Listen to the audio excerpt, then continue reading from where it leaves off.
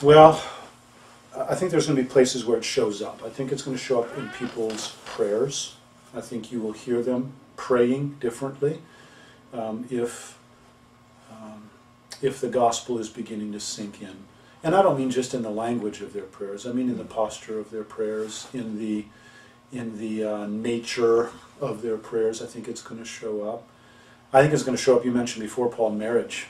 I'll tell you, that is a place where you want to have an impact in this culture, have a gospel-centered marriage. Mm-hmm. It's going to show up in your parenting. You want to have an impact in this day and age,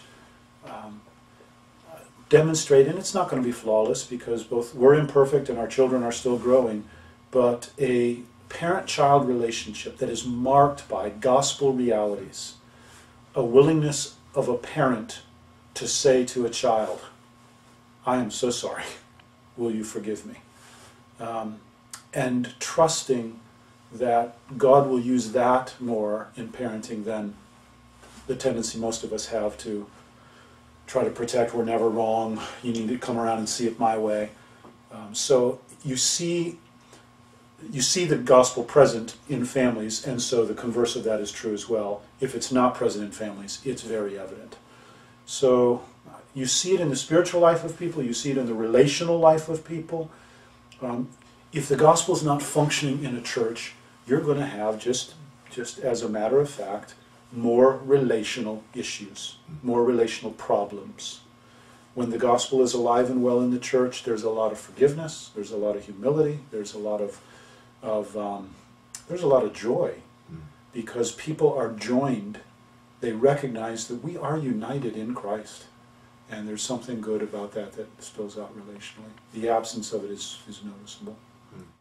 You know where else you're going to see it? Where? You're going to see it in the people's worship. Nobody sings like a people who get the gospel. Nobody. That's so true. And so there's an old hymn. We don't sing it, but I remember this line. Oh, how happy are the people I forget the proper grammar here. Who the gospel know and love. And it comes out in your singing. So it's always encouraging. It's always encouraging when we hear, for example, people say, what's up with this? Everybody sings here. And you kind of smile, and they have something to sing about. They've got something to sing about. Yeah. And it's not just the content that they have to sing about. They have something. Yeah. They recognize the realities from which they've been saved. They recognize the realities into which they have been brought. And it brings about joy. So, generosity, I keep thinking of other things. Yeah. You're going to see people generous, and I'm not just talking financially, although that will be one of the places, but you're going to see a generosity. The absence of generosity would be an indication people don't get the gospel. The presence of generosity would be an indication that people get the gospel. So all of these fruits, whether it's humility, generosity, assurance, there's another fruit of the gospel. When people get the gospel, people also grow in their assurance. When they don't get the gospel, people struggle with assurance. So those are things that come to mind.